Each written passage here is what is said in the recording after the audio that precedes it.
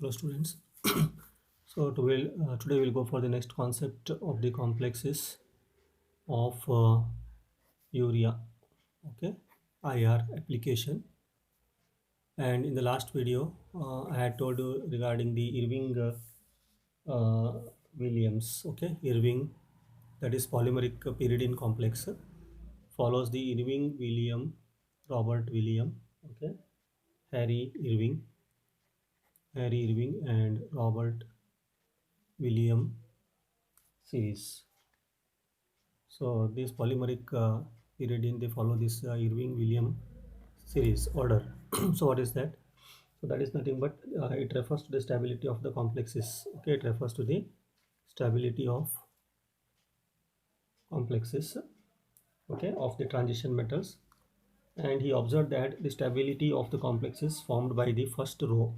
Okay, of divalent metals of the divalent metals increases. Okay, across the period increases across the period to maximum stability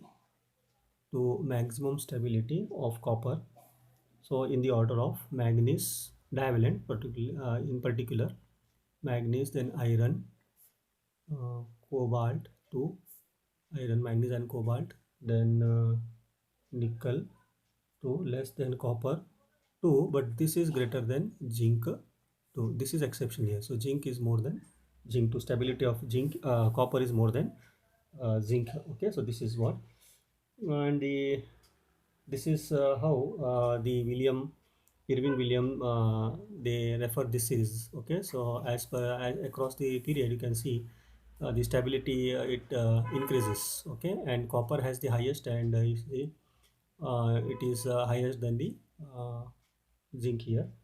So this is what the Irving rule says, and this happens why, because across the period, so ionic radii decreases. Okay, so ionic radii decreases. So what happens? The stability increases. That is one.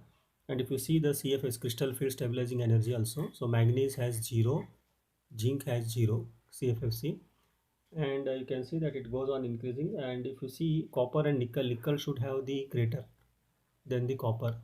Okay, so here nickel should be greater than the copper, but copper is greater, the is less than the copper. It's because of the Jahn-Teller distortion of the copper. Okay, so copper is exception, as it shows the Jahn-Teller, that is static Jahn-Teller distortion.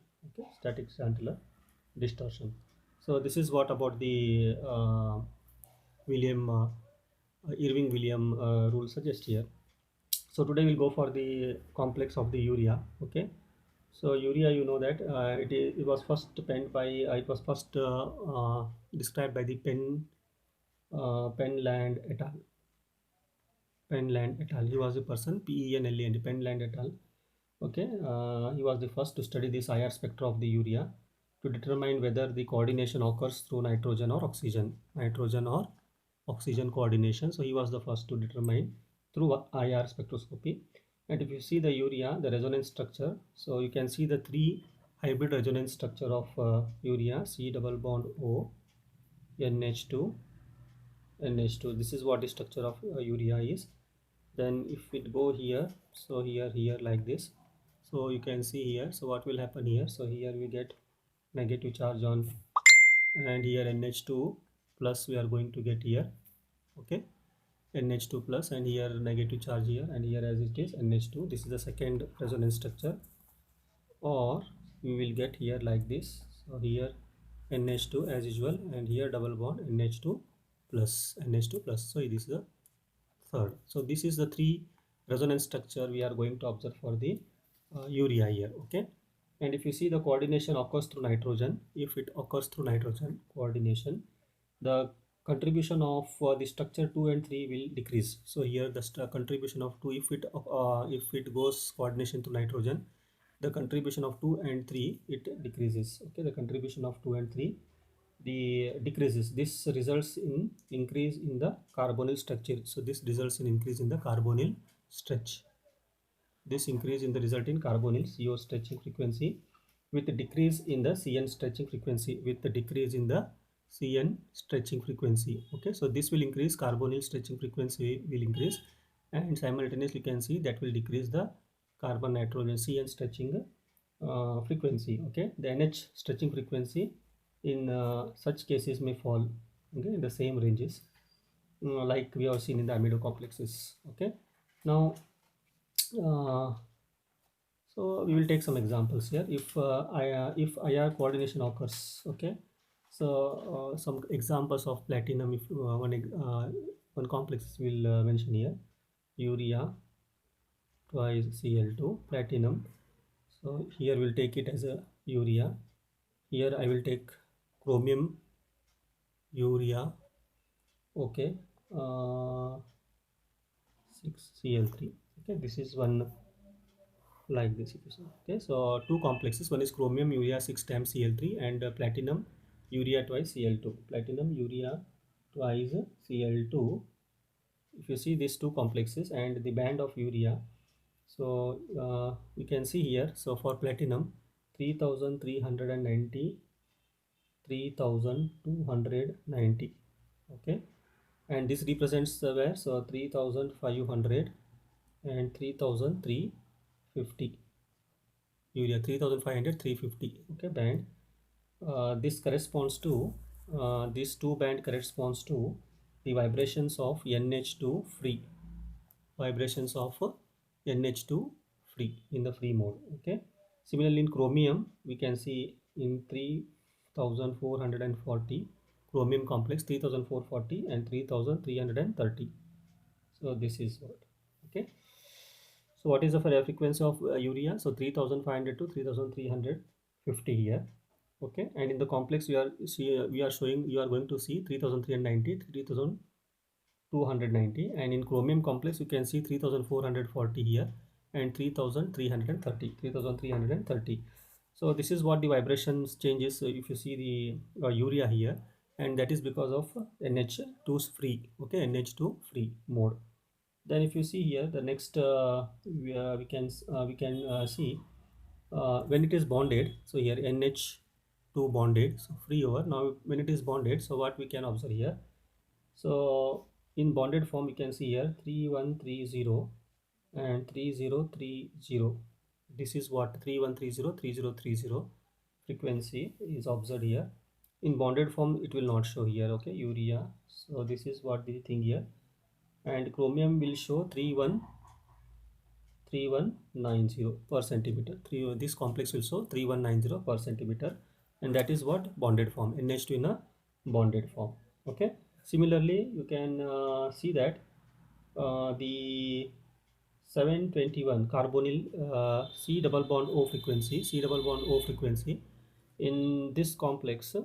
So you can see 1725 in this complex, you can see 1725, but in urea you can see 1683 per centimeter. In urea it is 1683 per centimeter, but in the bonded form, so in this complex platinum 1725 per centimeter, and in chromium is chromium it shows 1505 per centimeter, 1505 per centimeter in this complex chromium here. Okay, and that corresponds to what?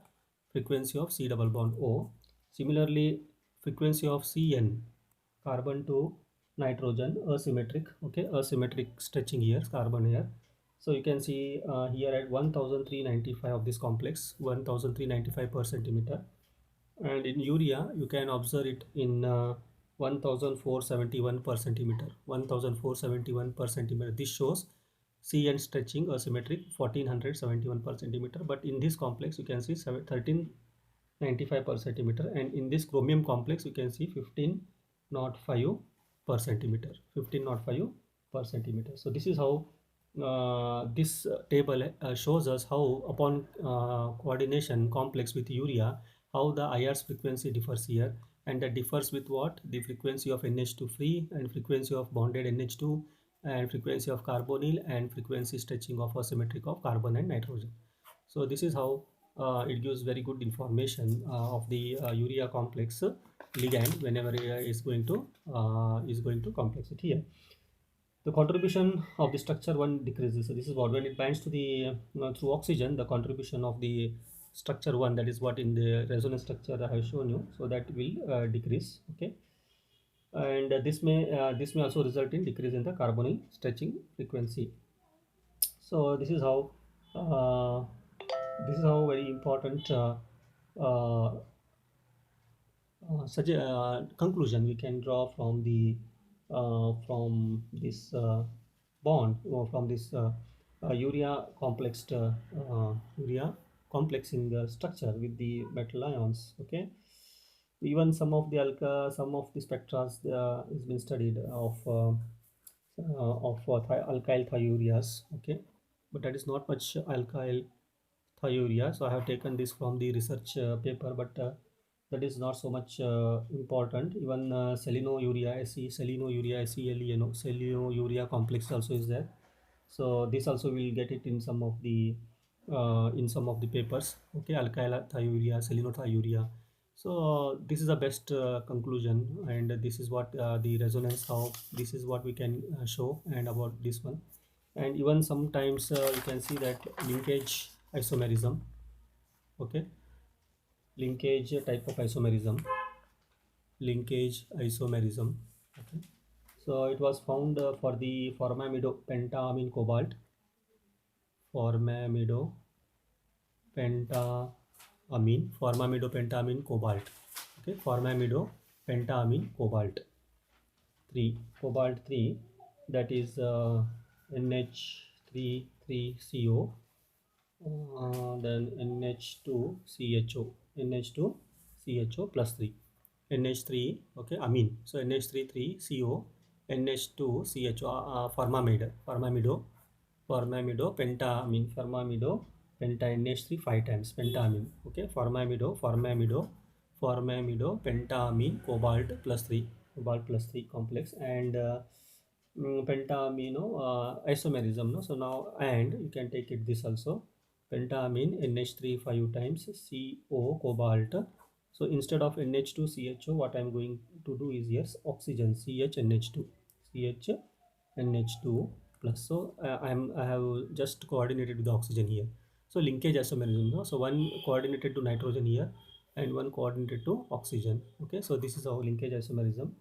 And the spectra of this has a little difference was seen here in the stretching of C double bond O. Okay, the stretching of C double bond O region, a small difference is been seen here, was observed. That is the nitrogen isomer of the aldehyde. So here the nitrogen isomer of the aldehyde here. So nitrogen isomer here of aldehyde, nitrogen isomer of the aldehyde stretching, that is CH. Okay, new CH stretching was seen at 2700 per centimeter, was observed at 2700 per centimeter, whereas such band was not observed in oxygen isomer. But if you see in the oxygen isomer, the such band, that is this band what we observe for nitrogen CH for nitrogen isomer, was not observed for this. So this is how the IR spectra is having very much application part here.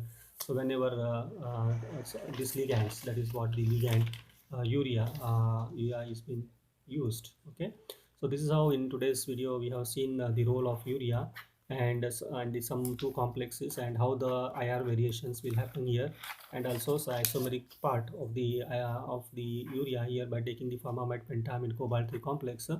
And hope this is very informative you got in this video regarding the urea. Okay, and the next we'll go for, in the next video we'll go for the next this one, that is taking the sulfoxide as a as a ligand here, DMS. Okay, thank you.